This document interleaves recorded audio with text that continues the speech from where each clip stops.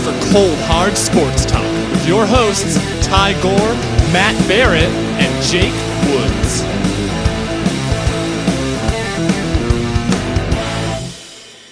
Welcome to our interview today. We've got a special guest. This might be our biggest guest of, the podcast so far. Our closest NHL connection for sure. 20 plus years calling hockey games in the WHL. Also spent time in the WHL as a goaltender and the SJHL as well for the Nipawin Hawks, Prince Albert Raiders, Saskatoon Blades, and Medicine Hat Tigers. This is Cam Moon. Mooner, how's it going, man? Doing really well. I'm looking forward to this. Are you? That's good. Yeah, I think we're gonna have some fun today. Well, I'm wearing my Nipawin Hawks jersey in honor of you because That's I'm awesome. begrudgingly doing it. So you shouldn't begrudgingly. That is outstanding. Anytime I see a Hawks jersey, it warms my heart. Oh, okay, that's good then. Yeah. For those who don't follow the Saskatchewan Junior A scene, Matty B calls games for the Nipawin Hawks rival Melfort Mustangs. Yeah. So he's kind of taking one for the team here, wearing the rival jersey in honor of our guest Cam Moon. So Cam, first, just recently, about a month ago now, you were announced as the voice of the Edmonton Oilers on radio. Has it sunk in yet that you are calling games for your hometown team? No, it's crazy, actually. It was like, it came out of nowhere.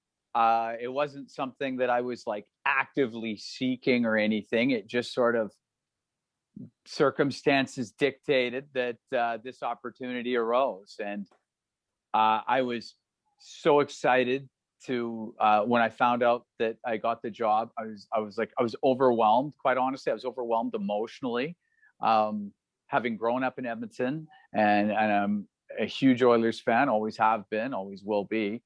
And I love Edmonton. Like that's where I like to go. That's where all my buddies that I grew up with, they're all there. And so much so that my wife and I bought a place there 2 years ago. So we've been spending a lot of time in the summers there anyway. So yeah, it hasn't really sunk in. It just feels like at some point somebody's going to just tap me on the shoulder and said, okay, joke's over, get the hell out.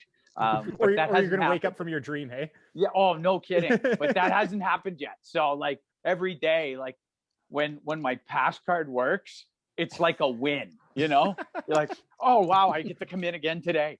So like, yeah, it's been pretty cool. So growing up in Edmonton, you're a North Edmonton boy, just like Jake and myself. Yeah. Ty's a Beaumont boy. We won't talk about that. So growing up back in the 80s in the 70s and 80s in North Edmonton, what was it like playing hockey there? And you're an MLAC kid, correct? Yeah. It was like my dad worked for CN Rail, so we moved around a little bit. So I was born in Edmonton, and when I was born, we lived in the north, right by the train tracks, actually. But then my dad got transferred and we moved to Montreal, but I was really little, so I don't remember a lot about it, but a little bit. Then we moved to Kamloops. We were in Kamloops for 7 years. Then we moved back to Edmonton. So I started minor hockey and school and baseball all in Kamloops. But then we came back to Edmonton near the end of grade 5.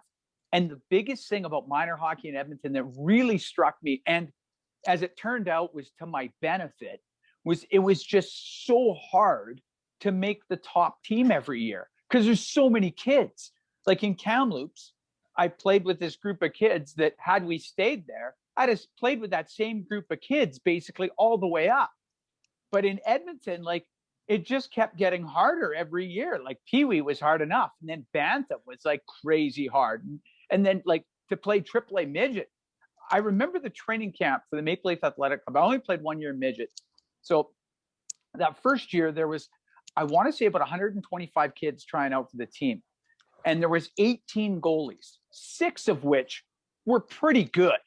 You know what I mean? Like the top 6 goalies were good. They're only taking 2. So like, I just remember how long it took. I think it took them 6 weeks to cut to the team. Like that's how long it went. We played like preseason games and stuff and had a ton of practices to finally get down to it.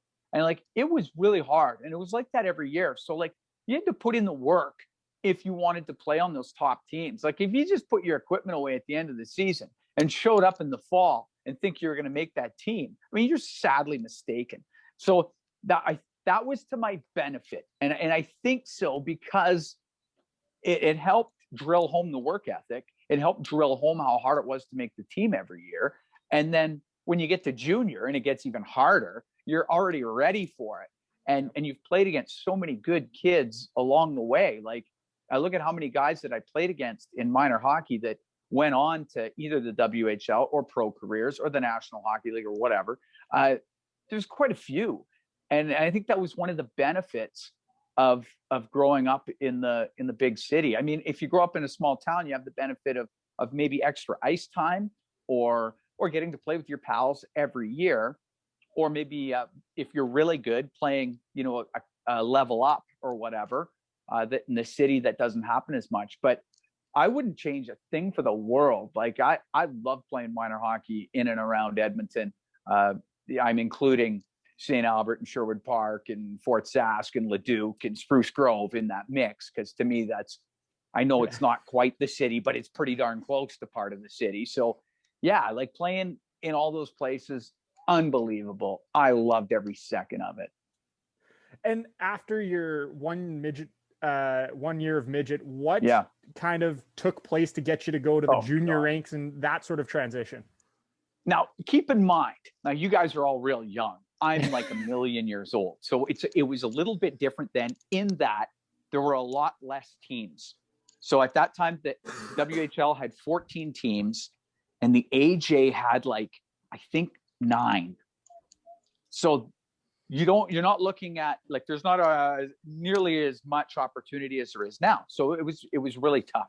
So I was like, well, I went to a WHL training camp for 6 years in a row. So 15 through 20, every one of those falls I went. But at 15 and 16, I went to the training camps and like, I didn't get listed. Back then there was no Bantam draft. You're either on the 50-man list or you weren't. And I wasn't.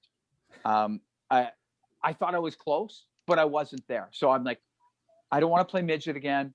I want to play junior A. So of course back then you get the standard letters from the city teams. So like St. Albert, the St. Albert Saints back then, which are now the Spruce Grove Saints, but St. Albert Saints, Fort Sask Traders, Sherwood Park Crusaders. But they would send a letter to everybody. Like everybody that played AAA midget or Bantam got a letter. So I wanted to go somewhere where they knew at least who I was. So I got a letter from the Fort McMurray Oil Barons. And it was actually like, my name was written down. It wasn't dear player. It was, you know what I mean? Yeah. And then they phoned me. So I was like, okay, these guys actually know who I am. So I went to the training camp. They had a little thing in the spring and it went pretty good. So I go there in the fall. And here's another difference, I guess, from then and now. I had a car, but my car I only drove in the summer because it was something my dad and I had worked on. It was an old muscle car and it wasn't really a winter car. So I had no car in the winter. So my dad drove me to the Greyhound station in downtown Edmonton, which is right and around across the street from where the rink is now. Yeah. And needless to say, it wasn't the most hospitable place in the world to go. So I remember him dropping me off. I got a bus ticket to go to Fort McMurray. I took the bus up to Fort Mac. That in itself is a little bit of an experience. But I grew up in the Northeast, so I'm used to, some stuff.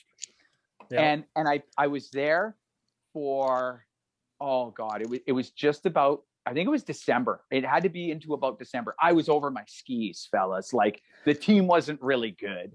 I was struggling, which was a terrible mix. We had some good players on the team, but most of them were younger. We had some good 17s on the team, but we were getting throttled, and I was personally just getting torched. So I wasn't really ready, not to play on a team that struggled like that. Had it been a mid to a better club, I think I'd have been okay. But anyway, so the St. Albert Saints were the best team in the North.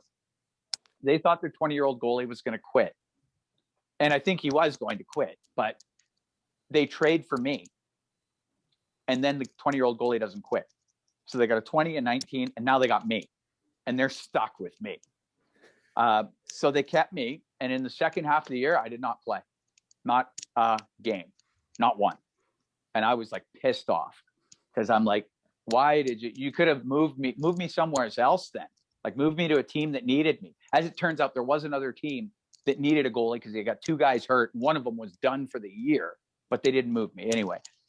So I was able to finagle my release at the end of the year by hook or by crook. And some guys that had coached me in the Alberta Cup knew the head coach of then the Nipawin Hawks. His name was Rob Daum. Yeah. Daum had coached previously in the AJ with the St. Albert Saints. So I think he was, nothing but happy to take a guy from there. And he actually recruited two other guys I played AAA midget with the year before. So the three of us all went there. And man, the team was good. Rob was a really good coach. We went to the SJ final. We lost to Humboldt in 5. They had a really good team. Very, very good team. Yeah. It was an amazing year. I had so much fun. By the end of the year, I got listed by the Blades, and then I went to Saskatoon at the end of that season. But weirdly enough, halfway through the year, I got listed by Prince Albert, and they brought me up for 2 games before Christmas. And I won a game and I lost a game. And then they traded for a 19-year-old goalie named Freddie Chabot, who landed up playing in the NHL. He was really good. So I went back to Nipawin. PA dropped me, and Saskatoon picked me up. I went up to the Blades at the end of the year. So yeah, but I tell you, I had so much fun. It was culture shock. Yeah, going to Nipawin, like what it's like. You grew up in the big city, and you get to this town that it was about 5,000 people. There was, if I remember, there was only like one like traffic light in town at that time. There was like one. Dave. There might be 2 now. There might be 2 now. Okay, there might be 2. I remember. So Dave Podlovny and I, we went to the Prince Albert Raider camp that year. We played some preseason games. We get gassed. So then I went with him. He drove. I went in his car. So we both got, conveniently enough, we got gassed at the same time. So we drove to Nipawin. So like before we go to the rink to see Rob, let's check the town out. So we come in from like you'd come in from PA, and then we're going, oh yeah. And then we were already out of town, and like the sign for Cadet in Tisdale was right there. We're like, dude, that's the whole town. So we had to turn around, and we stopped at the Dairy Queen there, and we're sitting there like, well, there's no way in hell we're staying here. Like, there's no way. Until we had like 2 ice sessions. We went to some party the one night, which we shouldn't have went to because we weren't supposed to go out, but we went out anyway. Had a hell of a time. Had a really good session the next day. We're like, this is the greatest place ever. We're staying. We're having fun. And we had the best time. Like Nipawin is one of those towns where you have to be there for a bit to really appreciate it, eh? Yeah. Well, I couldn't get over, like, I had never been to that part of Saskatchewan in my life. And I didn't realize that there were so many trees and lakes and what have you. Like, it was actually really, really nice. The golf course is incredible. Oh, like, yeah. So like, it was really cool to see that and experience it, and experience the small town and how much they got behind the team, especially once we started winning in the playoffs. Like then it went crazy, and that rink would just get packed. And our dressing room wasn't behind the bench like it is now. It was under the stands, and it was, let's call it rustic, to say politely. But it was ours. Much. No, I know. I've seen inside the arena. It hasn't changed almost at all. It was pretty cool. I don't know. We had so much fun there. Like the Edmonton guys, like, and then we got to meet like so many different people. Like we had a guy from Sylvan Lake on our team. We had a guy from Calgary. We had a guy from Winnipeg. We had guys from Saskatoon and from PA on the team, and then some like small town guys on the team. Like it was quite a mix, and we all got along so well and had such fun there. And if you want to get across town, that's a 5-minute drive. Yeah. Took no time at all. What was the SJ like in that time, the 80s, like the late 80s? How much different was it? Obviously a lot. Yeah, like, I don't see a lot of SJ games now, so I can't say for sure what it's like now. All I know is if you ran around like a dummy, you got called to task real quick. Like, it could get crazy quickly. So I totally brought this on myself. Like, this is 100% my fault. We were up in Flin Flon, and we were playing there. And anytime you got up too many goals on them, you knew the potential for silliness was there. So we're up like 5-2, maybe 6-2 or something. Because we had a pretty good team. It's the third period.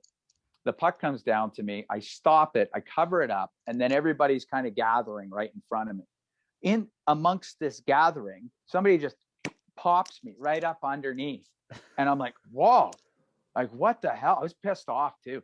So everybody kind of starts grabbing each other. And I look at the guy that popped me, and his helmet came off. So I took my stick right up over my head and smashed his helmet. And it just went ping all over the place. Started a 5-on-5 brawl. I got hooked up with some player. He's beating the living piss out of me.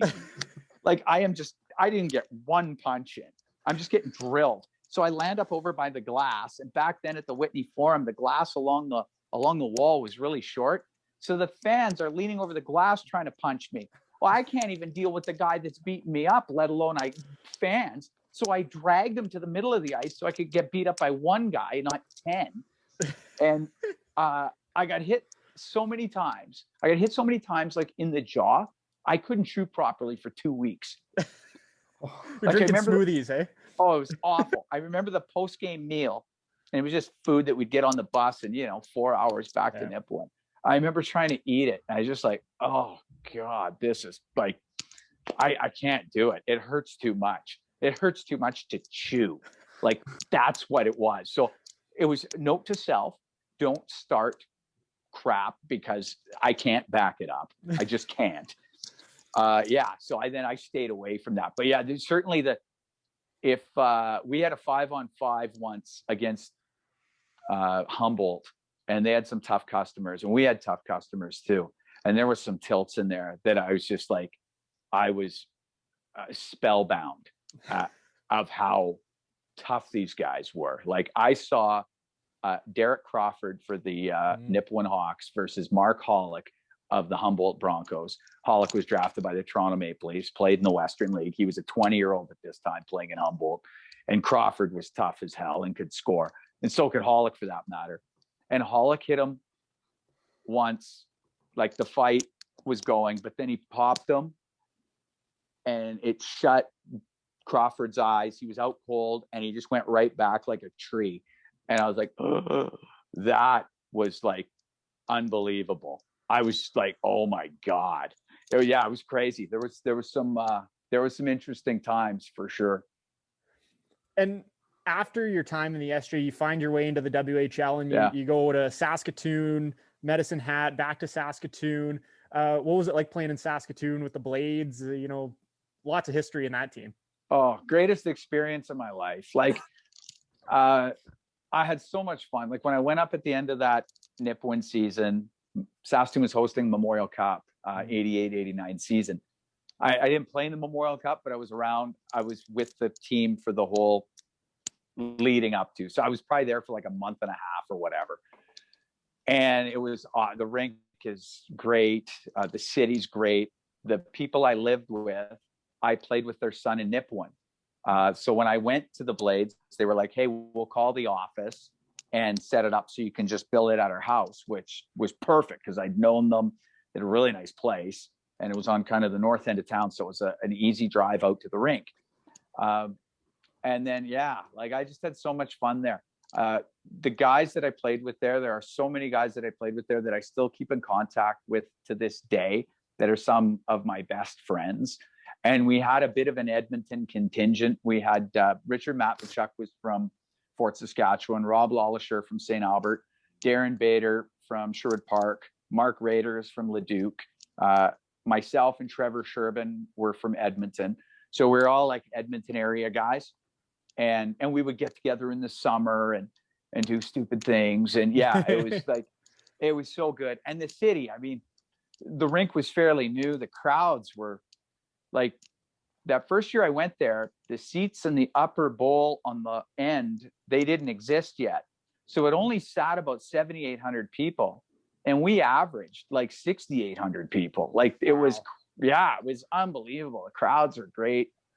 Then they filled in that end up high, because then the World Juniors were there the next year, the 91 World Juniors, which Canada won on that late goal by John Slaney. That was, yeah. So then the rink got bigger, but that's not necessarily better. Yeah, it's always better when you have a bit of urgency for tickets. But it was really fun. I enjoyed the city. I love going back there now every time. I met my wife there. It was a good time. I can't say enough good things about it. Like, we had so much fun. And you're playing at that level in the league then. Like, it was pretty tough. Every team had a guy or two that could really throw. So you talk about, and even at that, I thought when I went from junior A to the Western League, that's where I really noticed the difference. Like, the tough guys were like really, really tough guys that were going to be tough guys in the NHL. And because at that time it was just, and as it is now, it's just a 5-minute fight rule. Yeah. You know what I mean? You could get called to task real quick. Yep. And if somebody's just going to serve a 5-minute, or you know what I mean? They're not getting kicked out of the game for it. Whereas at that time in junior A, if you fought, you were out of the game. So you didn't see too many fights early in the game, but you could see, some later. Whereas in the Western League, you could just somebody will just throttle you in the first period and not even think twice about it. So I honest to God, I never said a word to anybody on the ice at all. Like, at all. I remember we'd play like the Brandon Wheat Kings, and Jeff Odgers is playing for Brandon. I mean, that guy's crazy tough. He's standing in front of the net. You stand wherever you want, Mr. Odgers. You go do whatever the hell you want. Like, I'm not sticking them. I'm nothing. I'm just leaving them the hell alone. And then I ended up working games with him on Shaw, doing WHL games with Jeff Odgers. I'm like, this is so cool. And he's like the greatest guy in the world. I was like so scared of him back then. Yeah, it was pretty, that was pretty cool. It was a lot of fun. WHL is the greatest. So I think you've answered this question. You had the one fight in Flin Flon. Did you ever have another fight after that? Or is that like your knock to say, okay, I'm not doing this anymore? No, there was one other. It didn't go much better. Oh, okay. It was also with the Nipawin Hawks. It was in North Battleford. We were up by a bunch. I don't know what it was. Whatever it was, the score wasn't close. It might have been down by a bunch. I'm not sure. But one of our guys ran their goalie. Oh. And I look, I'm like, oh no. I'm 200 feet away, but I'm like, oh, sheesh. So now it's a 5-on-5. Their goalie's not in it. It's a 5-on-5. And I'm looking, and I'm like, we're losing all 5 of these. Like, we're losing all 5 fights. So I keep looking. I'm like, oh no, like, I'm going to have to go. So I look at our bench, and they're all looking down at the fights except for one guy. And it was Trevor Huber from Unity, Saskatchewan. And Hubes looks at me and just goes like this, go. So I skated down there. I tried to pull one guy off of one of our guys. Then their goalie came in, pounded me with a couple, and that was kind of it. We pretty, like, I tried to break one up, but I mean, I didn't have much time because their guy was coming in too. And then we just sort of danced around a bit. It really wasn't much to do about. By the time I got there, it was pretty much all over. But yeah, I was looking, I'm like, I really don't want to skate down there. You know what I mean? Like, I'm going to bite off more than I can chew here. But we were losing all 5 fights, so I had to do something. It wasn't much, but it was something. At least you had some sort of part in it, right? Like, sort of. Yeah. I got a game misconduct. That was really about it. Was there any city that, like, which one kind of is close to home for you, close to your heart, that that you played in over the years? Is there one place that kind of hits closer to home? Oh, Saskatoon for sure. Yeah. I was there the longest. I played the most games there. Met so many good friends, and yeah, that when I go there, it feels incredibly comfortable. It feels like it. Like, I spent, and it wasn't even quite half a season in Medicine Hat, because back then the trading deadline was farther into the year. It was near the end of January. So I was really only in the hat for February, March, and then the early part of April into playoffs. So I knew a bunch of guys on the Tigers because there was a bunch of Edmonton area guys on that team, but that never really felt like home. It never really felt hospitable. I never felt like I had a big enough role. Like I didn't feel like I was really contributing a lot there. Whereas in Saskatoon, I felt like I was, for, good, bad, or indifferent. At least I had a hand in it. But those guys were like, they were really good friends. So when I got dealt to the hat, we played in Saskatoon 5 days later. So they're like, Mooner, you got the start. I'm like, excellent, perfect. So we go into Saskatoon, big crowd and all that. Are you guys familiar with the movie Slapshot? Oh yeah, of course. Okay, I figured you would be, but this story doesn't have much context if you're not. So we're playing. It's the middle of the first period, and Dean Holine and Sean Yakimishin are on the ice, and they're skating around, and I'm watching. The puck's in the corner. I'm up against the post. I'm looking in the corner, and they're giving me the Hanrahan. And I look, and of course they give the next few lines of the movie. And like, I've only been in Medicine Hat for like 5 days. Like I barely even know most of these guys. And they're like, what the hell? Like it's the first period, it's the middle of the game. And like, I'm doing Hanrahan lines. They're giving me the Paul Newman lines. And we're doing this as the play's going on. Like the game's on while this is happening. And we get into the intermission back at Sass Place. And we're underneath, like in the visitor dressing room. And they're like, Mooner, like what the hell? Like what's going on? Yeah, don't worry about it. Don't worry about it.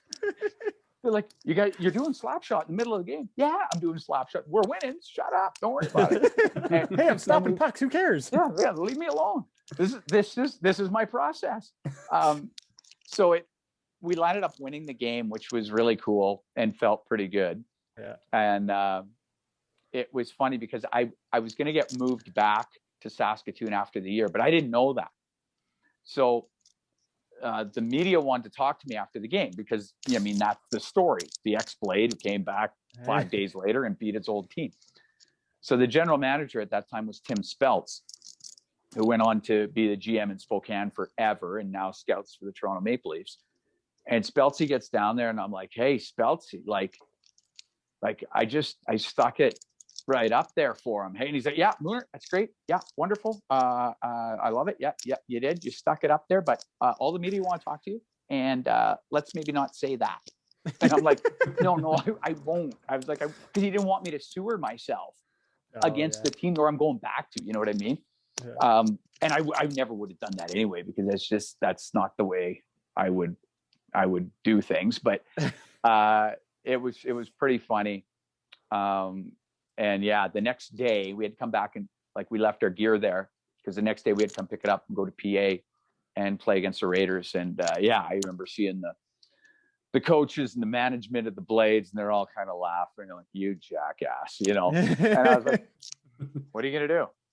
Oh well, I landed up going back there and it was great and all that stuff. But it was kind of neat to see the looks on the faces of my Tiger teammates, whom I didn't know that well at that point. And they're wondering why this new goalie is doing slap shot lines with the opposition in the middle of the play. And yeah, they were absolutely dumbfounded by it. So your last year in junior, you finish it off with Saskatoon. Was there a point where you kind of knew, okay, this is sort of wrapping up, or were you trying to think to play after that? Well, I really, really wanted to get like just an NHL camp invite. And I didn't try very hard to get it. I'm pretty sure if I would have like knocked on enough doors, maybe that could have happened. Because I was a 20-year-old in the WHL, and I thought, hey, that's what happens. 20-year-olds in the WHL, they get NHL tryouts. But I talked to like one agent, and he was like, I don't think I can pull it off for you, kid. And I'm like, yeah, screw it, don't worry about it. And I was like, I didn't want to go. I wanted to use the education money if I could, and I didn't think like back then, the ECHL, which was then called East Coast Hockey League, it wasn't very big. Like there was only like 8 teams or something, maybe 9. And that would have been at that time kind of the bottom rung. And that would have been where I would have, been trying to catch on. And I wasn't, and I know they weren't, like back then, those guys weren't making very much money at all. You still had to work in the summer and all that. And I mean, your deal was guaranteed basically week to week. So I don't know if that's the best option for me. I'd have a hell of a lot of fun. Don't get me wrong. It would have been a good time, but I don't know that was overly productive. And I was always like enamored and fascinated with the media side of the game and kind of the broadcast side of the game. And I like telling stories. That's what I did on the bus all the time. Like in 4 years of junior, and this will seem completely foreign to you guys because you're so young, but in 4 years of junior, we only had TVs on the bus my last year. So that's 3 years of junior with absolutely nothing on the bus as far as televisions, and back then VCRs, which, seemed like the hugest luxury in the world. So what did you do? You either listen to music, you read a book, or you told stories. I read a lot of books, but I also tell a lot of stories. So like I was into, like, I could use the education money. I could come back to Edmonton and go to NAIT and take the radio and television arts program, which I didn't even get into the first semester that I tried to. I had to get in the second semester. So like I was making this happen by hook or by crook. Like there was no plan B. How about that? Yeah. Like this was it. So I went. I had no aspirations of playing hockey. I just wanted to go to school. But their head coach was Perry Pern. And I'd known Perry for a long time through the NAIT hockey school and the goalie school. And I'd been going there since I was 11 years old. So he called me up and was like, "Hey, I heard you're in school." And I'm like, "Yeah, you want to come play for the team?" I was like, "Not really." Well, if you do, we could probably find, back then they had these different athletic scholarships. So we could probably find like an athletic scholarship for you. All right, I'll see you tomorrow. I was like, I'm in, because my books and tuition were already paid for by the Blades. So that scholarship money, that's perfect, right? Yeah. Now we're on the plus side of the ledger. Yeah. So, and I'm glad I did. It made for a really, really long day at school, but it was a great bunch of dudes. The team was exceptionally good. It was deep at all the positions. Perry did an amazing job, not only of coaching, but of recruiting. And that was a team that I think lost 2 games the whole year and won the whole thing. And wow. Yeah, it was, I want to say 4 or 5 guys off of that team went on to play minor pro after, just because. So they had just come to NAIT at a junior, thought they'd spend a couple of years at NAIT and then go play minor pro. So we had a bunch of guys that went and played minor pro after because, they were good players. So yeah, it was a really good team. That was fun, but it is a long day, especially after you've, come out of junior where, once you graduate high school, then the last 3 years of your junior career, you're just playing hockey. That's what you're doing. It's your job. But now you're going to school basically 9 to 4-ish, and practice was 5 to 7, and we practiced hard, and that was every day. So you didn't leave the rink till 7:30, 7:45. And if you had homework and stuff to do, you had to do that. At about, by the time you got home, it might be 8 o'clock or whatever, and then you turn around and do it the next day. So it was all about time management. So it was fun. I'm glad I did go and play with the team because it was a good bunch of guys. Woodsy is a NAIT grad as well. So Love it. Let's go. He knows that, Our yes, ATV. You know it. So do you know if anyone who was there when you were there is still around the program? Well, yeah, Patrick Galenza was, he wasn't the program head at that time. He was an instructor, but yeah, he's still there. I've gone back and and spoke with many different classes over the years. And I have kept in contact with Patrick the whole way. Yeah, Pat's a good guy. He Good helped me out guy, a lot yeah. through my time there. Yeah. And so what made you decide, okay, play-by-play was going to be the thing that you were going to be able to do? How did you stumble upon that? And obviously it's worked out. Well, it has, but it was a stumble for sure. Like, so my second year at school, I got a job doing color on WHL broadcasts on TSN back then. Sportsnet didn't even exist yet. And TSN had the junior package. So they were like, we want a guy that just played in the league, and we'll get him to, you know, and I got to know those guys when I was playing, when they would come through, and I would always be, you know, shaking hands and kissing babies and, you know, moozing my way in there a bit. And they were like, yeah, well, great. And I had no idea what I was doing, and I was god awful, but I was learning, thank God. And I was traveling because I did some games in the O and some in the Q. So I was 22 years old, and I got to see the whole country, which was awesome. But I just didn't know what I was doing. Like, I didn't know how to prepare. I didn't know what I needed to know. Like, I knew the game, so I could talk about the game for sure. I could talk about power plays. I could talk about penalty kills. I've always been a student of the game. I always paid attention to what the coaches were trying to do. And I always was involved, like wanted to be involved with coaching at some point, which I did, but more at a minor hockey level. But still, so I was like, oh, it was frustrating. It was good and frustrating at the same time, because I needed a little bit of guidance, and I got some, but I needed more. And I remember thinking, well, you know, this is good, but there's no like pro color jobs. You know what I mean? There are at like the NHL level, but like WHL, I was already doing that. And that's only enough to get me through the winter. I still had to work hockey schools in the summer. So I was like, I got to do play-by-play. So I did a couple of years of the TSN games and work in hockey schools in the summer. And I worked the hockey school in Penticton one summer. Best summer ever, I might add. Oh God, like crazy. One of the guys I worked with, he was an assistant coach in the BC Hockey League. And at that time he was working with Cowichan Valley. And he says to me, hey, Nanaimo is looking for a play-by-play guy. Great, super. And he goes, and back then you send a tape, an actual tape, like a cassette tape and a resume. So I was helping coach a AA midget team with the Maple Leaf Athletic Club.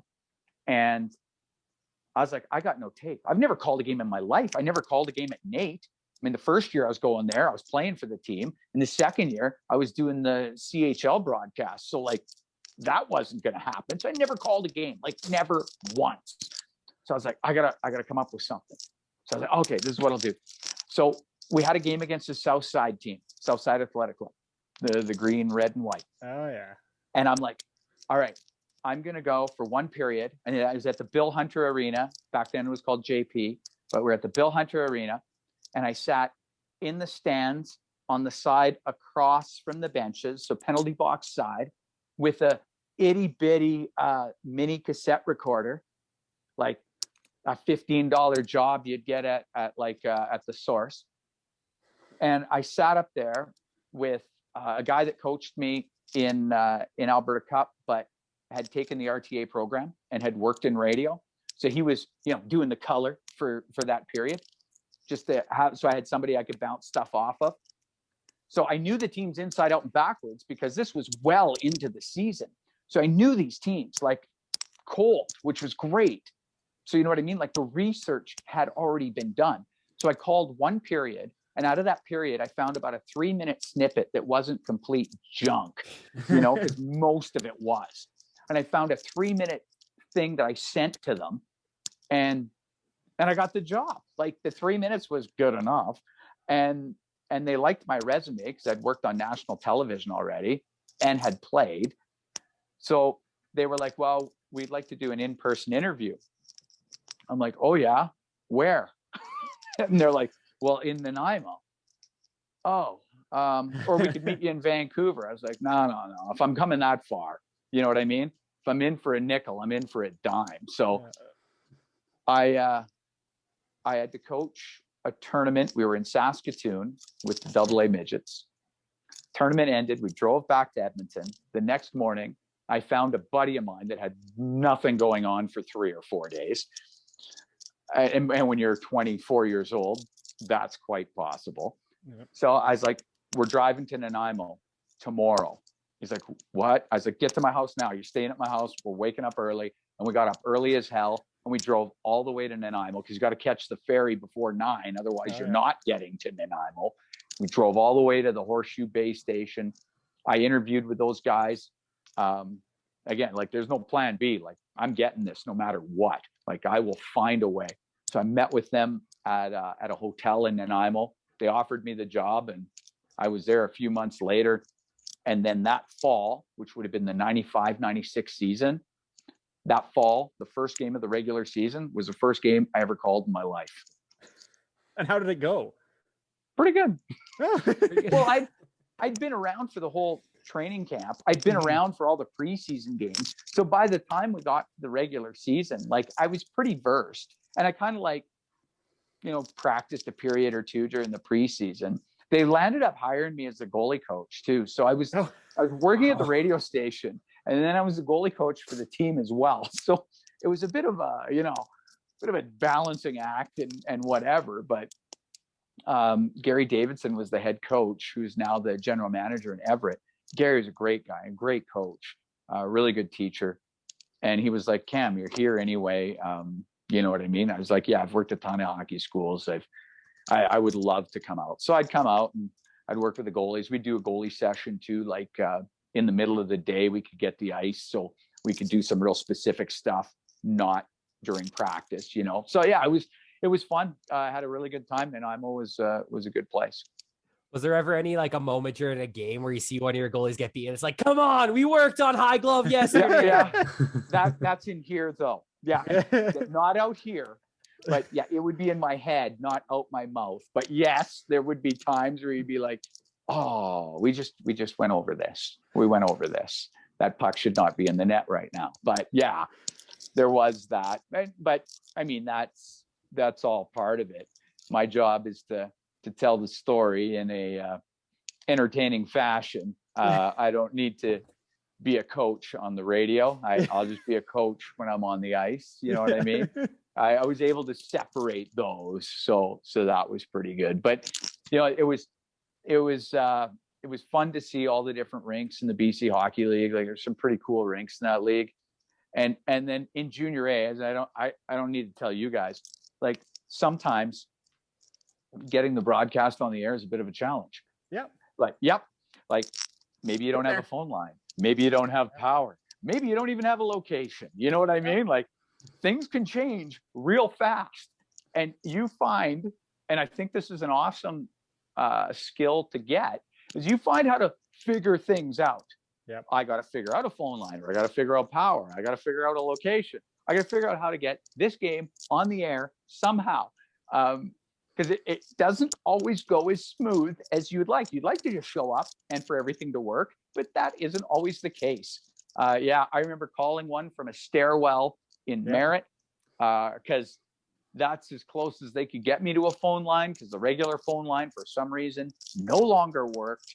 But it worked a few weeks ago. But yeah, you name it. Or when I brought, we'd go to Langley, and there was really no press box at the old rink in Langley.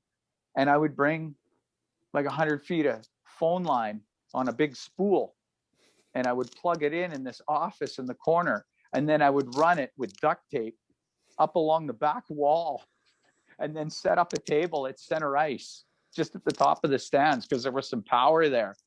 And I would have to pull all that down after, but it didn't take that long. And I just spool it back up. That was the only way I could get the broadcast on. So you'd have to show up, you'd have to be there pretty early to get the thing set up, because now you're like a roadie doing this. It's so cool. Like that's all part of the fun. Yeah. And in junior A, you see that more than anywhere else. Oh yeah. Well, I will give a quick story here that Cam will enjoy, getting the game on the air.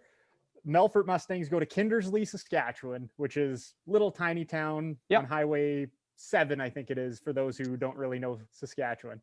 And they don't have a radio guy at this time.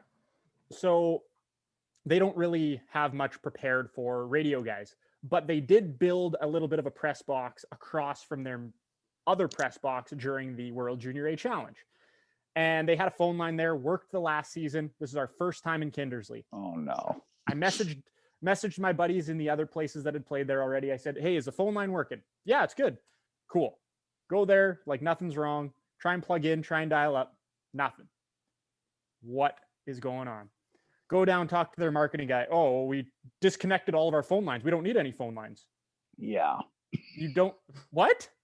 So our marketing guy is texting their marketing guy saying, WTF is going on here. Yeah. Let's figure this out. We eventually have to go into the old office that like the marketing guy was in, and rip up wireless internet, an Ethernet cable. Oh boy. And ring it across the hallway where the players are getting ready, up over the water pipe and into the stands. So I'm sitting here in the stands, and I think I was sitting in some very nice old lady's season seat. And she comes and she's looking at me, what are you doing? What are you doing? And I am in the middle of my pregame show at this point. Yeah. So I can't really say anything to her, and that was it. And lo and behold, next time they had a phone line there for us because somebody. But you got it on the air. Exactly. Got it on the air. That's what it's by all hook or by crook. Yeah. Eventually, it got on air. So, Junior A hockey for broadcasters, prospective broadcasters out there, be prepared to be adaptable, right? Yeah. Yeah. You better know how to set things up, and you better be able to figure things out, because if you don't, you're in a world of trouble. So you spent how many years in the BCHL? About three seasons? 3. Yeah. 3 there before I went to Red Deer. So yeah, it was good. It was fun. But when the Red Deer opportunity came around, I was like, wow, it would be good. It was working for the hockey club.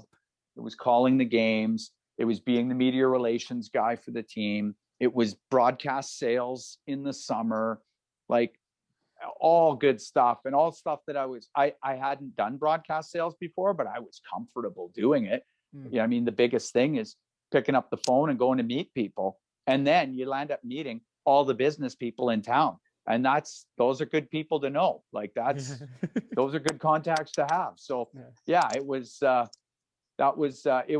big move, because I was really comfortable in Nanaimo, but I mean, it was another step up, and it was an opportunity to move things along. So as much as Nanaimo is great, because you're on Vancouver Island, and I love the fishing. The fishing's great, and you're golfing 11 months out of the year. Like those things are, tough to leave, but it was the right move professionally for sure.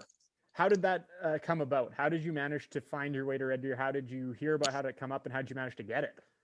Well, I knew some people that worked in the Rebels office, and when they were about to take their radio in-house. And what I mean by that is, before they hired me, the radio was done by the radio station.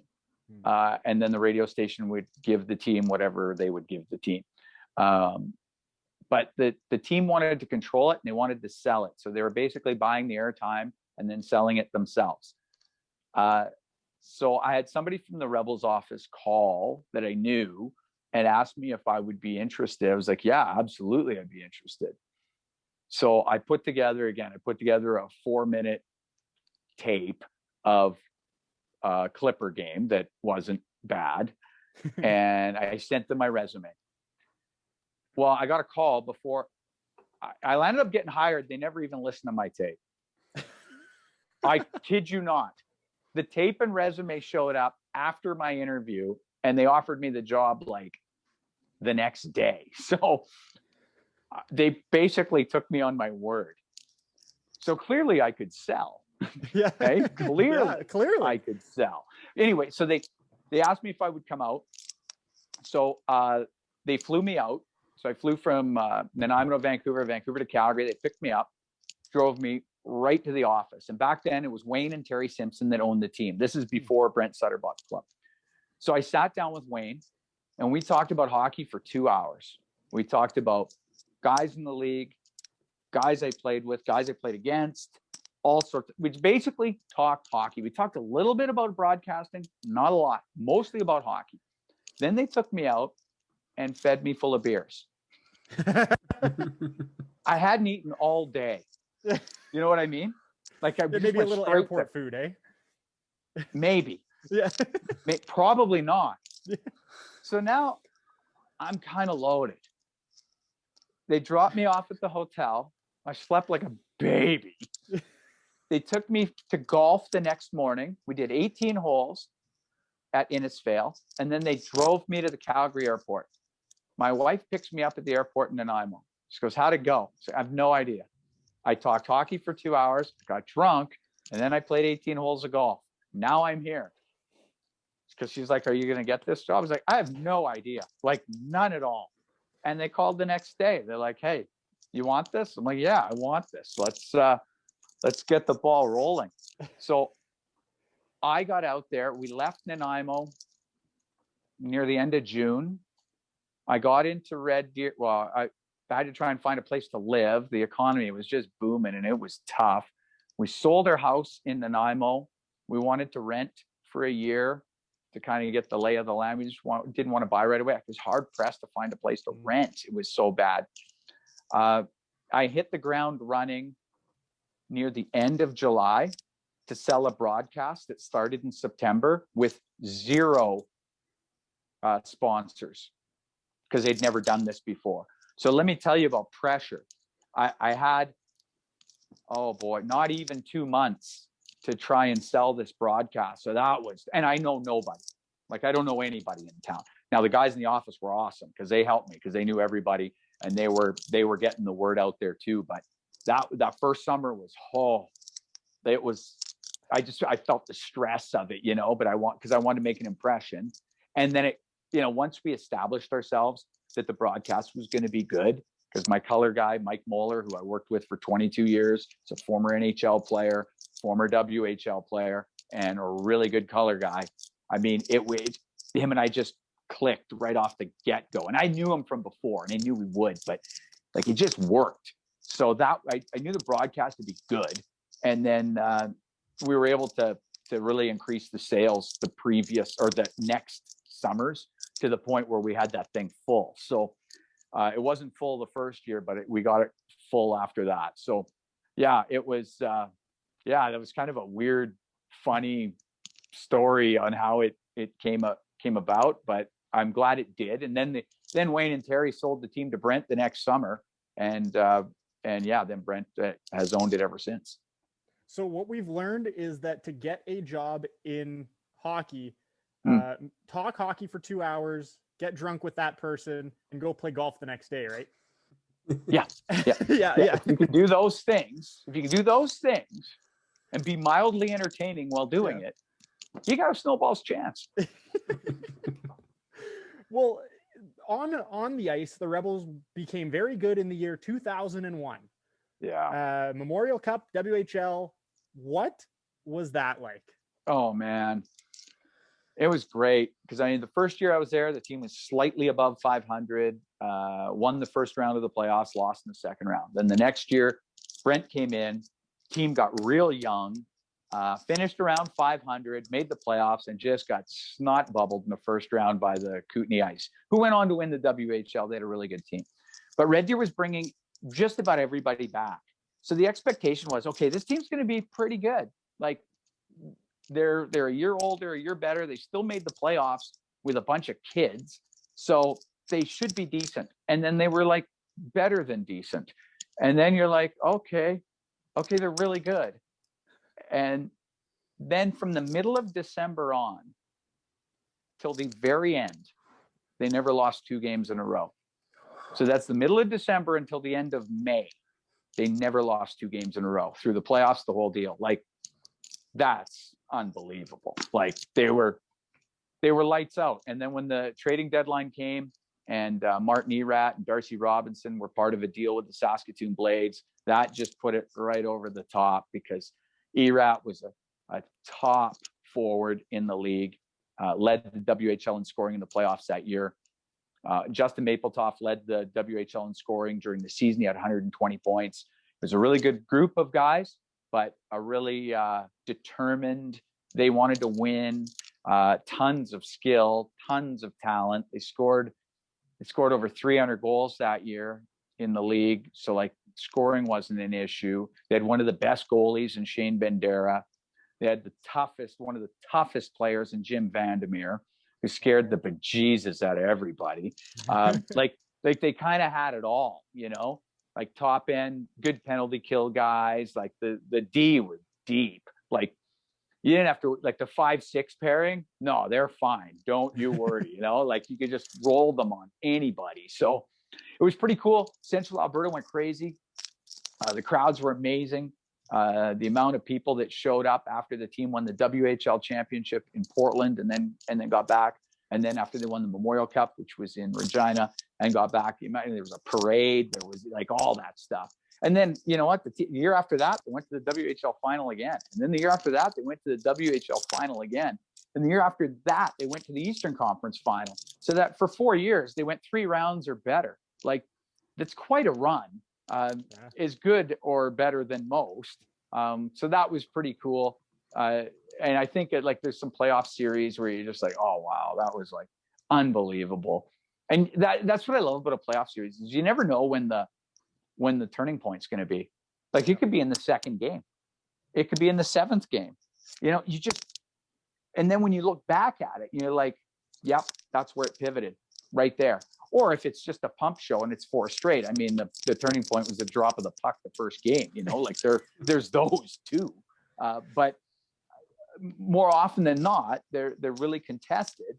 And at some point, something's going to swing, whether it's a late goal to tie it and then you win in overtime and you're like, yep, that game 3 or whatever, that swung the whole series. But that's what I love about the playoffs and the fans and the rinks, like Prince Albert in that WHL final against Vancouver. And now I was just watching it on television, but I had been in that rink for the first round of the playoffs with the Rebels. So I saw how crazy it was and people standing on milk crates, which I think is the coolest thing in the world. So We're they not could allowed be to do that anymore. That's too bad. So they could be in the second row of the standing to see over the first row of the standing. Like unbelievable. Like that rink, that's everything that's right about junior hockey. When you see that atmosphere and then they win it in overtime of game 7, which was, oh my God, like I didn't really care who won, but I just wanted to see like drama, and we certainly got drama in that series. And yeah, that was pretty cool. If people don't know, Prince Albert, the rink, it's been the same for years. I think they redid the seats a little while ago, but it's basically those suites are, yeah. Those weren't there in the 80s. Those came in the early 2000s, I think. But other than that, it's like wooden beams and like it almost reminds you of kind of like just a barn, like really, which is crazy. Oh, so good. It's such a great rink. How much fun were those teams that run, being on the bus with them, calling games for them? Just how cool is it to be around a team like that? And how much fun were you having as, a pretty still fresh WHL broadcaster? Yeah, it was. And it really was, because you could see the determination and you could see the skill.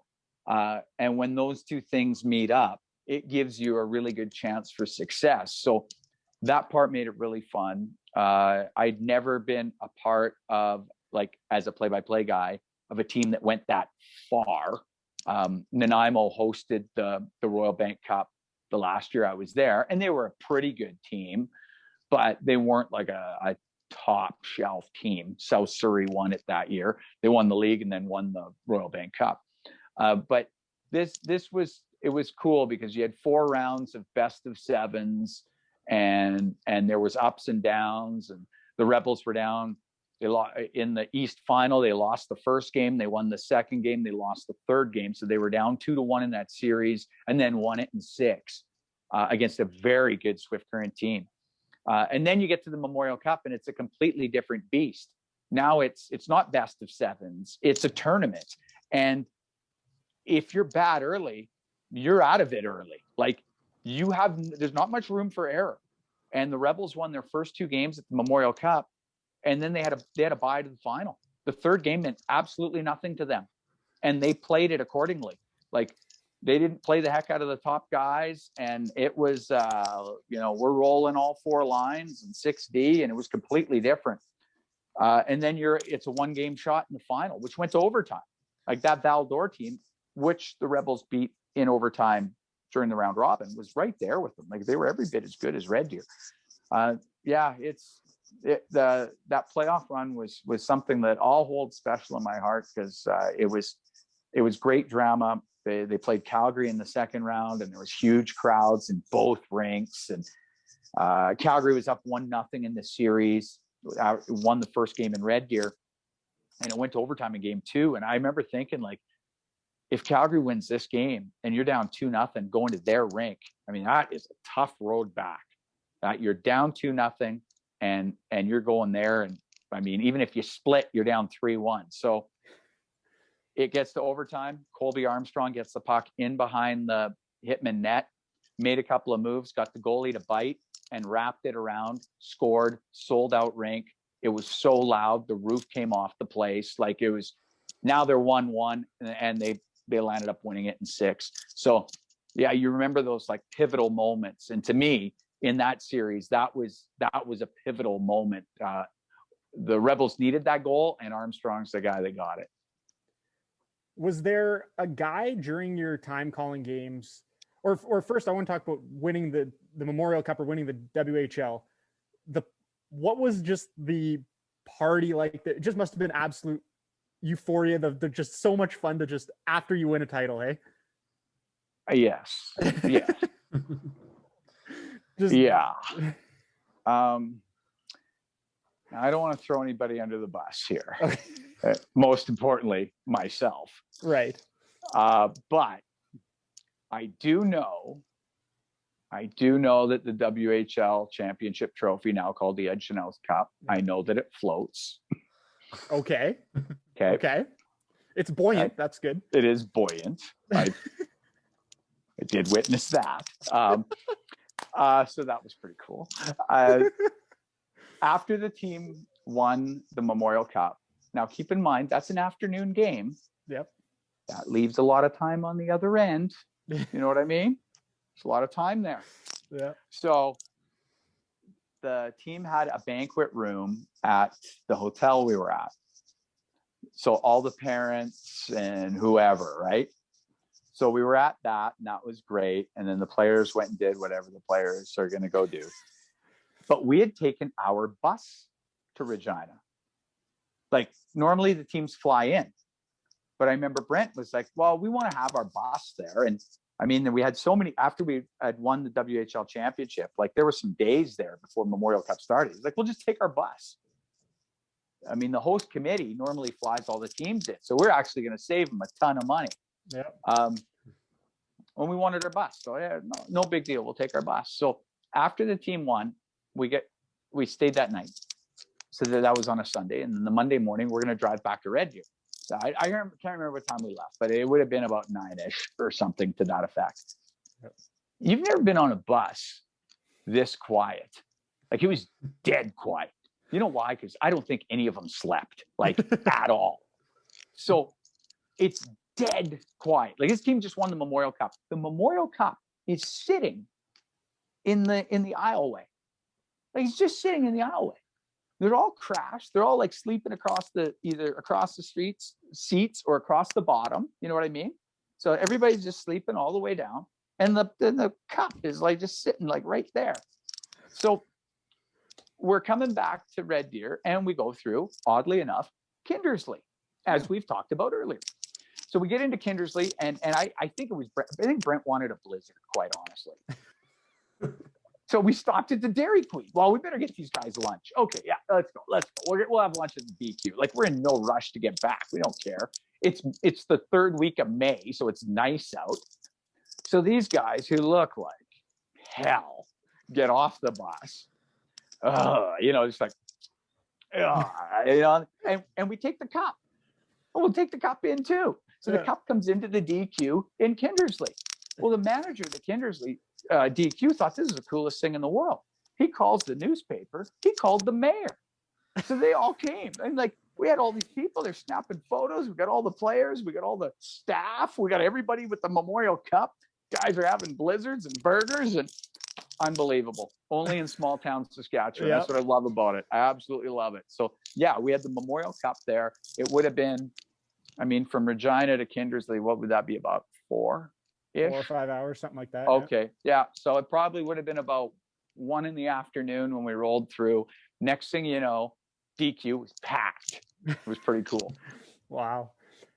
During your time calling games in BC and the Dub, was there ever one or a couple guys where you looked at that were so talented at that level, but just couldn't get it done at the next level because of, X, Y, or Z?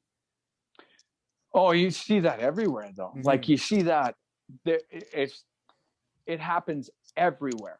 I find the difference in most cases between guys that are playing at the Western League level and pro is more. Sometimes it's just flat out talent. There's nothing you can do about that. But a lot of times it's desire. It's how bad they want it and how bad they will sacrifice in their training or in the way they play the game. So if you got somebody that is incredibly determined to make it happen, if they can get to the WHL level, the chances are they could probably play pro with that determination.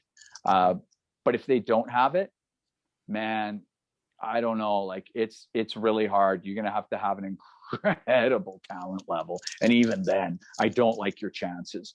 Like to me, it comes down to work ethic and desire in a lot of ways. I mean, some guys are just blessed as better skaters than others, because now more than ever, if you're not a really good skater, it's going to be hard to be a pro.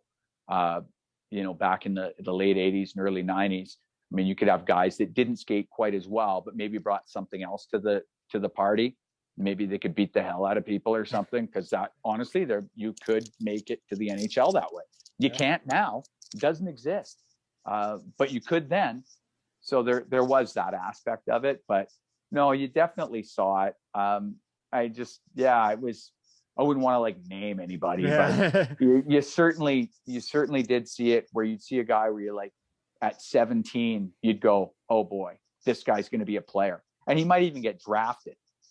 And then by the time he's 19 or 20, like, you know what I mean? It's like, it's just because that work ethic isn't there, he doesn't get to the next plateau, like it doesn't happen. They just stay at where they're at.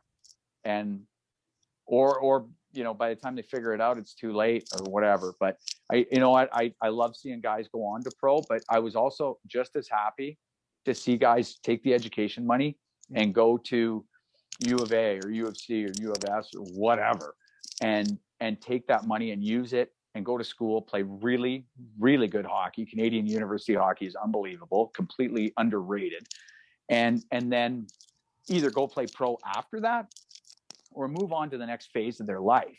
But either way, they've had the enjoyment of 3, 4, or 5 years in the WHL, and then the enjoyment of 3, 4, or 5 years of university hockey, and they become like a real good citizen. And I was usually quite just as happy to see that progression and them coming out as more complete people after their junior hockey experience. One more thing I want to touch on, because we've kept you a long time already. Your first game calling for the Edmonton Oilers. This is probably a dream. It's their second game of the year. Vancouver Canucks. Ryan Nugent-Hopkins, of all people, scores the first goal. What is going on? How much fun was that game? Walk us through just that game as a whole. I was so happy. I was just so jacked to be there, because it came together. This came together so fast. Like, I wasn't expecting it, seeking it, whatever. All of a sudden, like within days, I'm not kidding you, days, and I am at Rogers Place, and now I'm calling an NHL game. And I'm like, wow, like I'm cramming like I've never crammed. I had to get so much information into my head. Like, I follow the Oilers, but I mean, I'm not like follow them that close.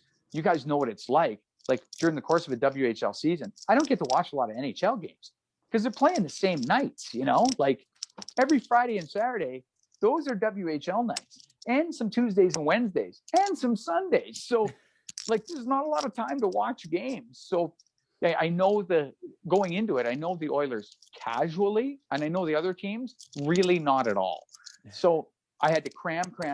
Like, I spent 3 days of just like cramming for like my English 30 final. You know what I mean? So that's what We've all I been was through doing. that. Yeah. Yeah, we've all been through that. So that's what I was doing.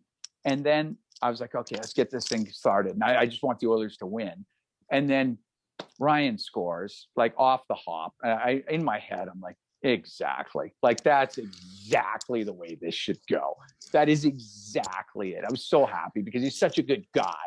Played in Red Deer for a couple of years before going to the Oilers, and like just this super nicest guy I've ever met. Not to mention like uber talented. But yeah, it was funny because they're playing Vancouver, and former Rebels on the other side, Brandon Sutter. Yep. And he sent me a text the next day saying, I was hoping I'd be your first goal. I was like, well, what am I got no control. We'll do better next time. yeah. Next time you're going to have to score. But you know what? I wouldn't have been upset if Brandon Sutter had scored a goal too. So I was kind of hoping, that he'd get one, but that's the way it went. It was, yeah, it was great. And you know what? I thank my lucky stars every day I'm there. Like, every day I'm there. I take nothing for granted, and it is unbelievable. And I told anybody that will listen, if you lined up every NHL team and said, Cam, you can do play-by-play for one of them, this is my number one choice. It's exactly where I wanted to be. Boys, what else? Any other questions you got for Cam? Nothing for me right now. It's definitely good having you on. Maybe sometime in the off season we'll have you on for a part 2, really dive into your days in Red Deer and all that talk about right. here in Edmonton. Okay, sounds good. I'm in for that. Yeah, Cam, we appreciate the time. I know our listeners are going to absolutely love this and love hearing the stories. It's a little bit different than our past interviews, but this is just as good, if not better. It was a lot of fun. Okay, cool, guys. Thanks for having me on. Yeah, thanks for coming on. Cheers. Stay safe. Cool. Okay. Yeah.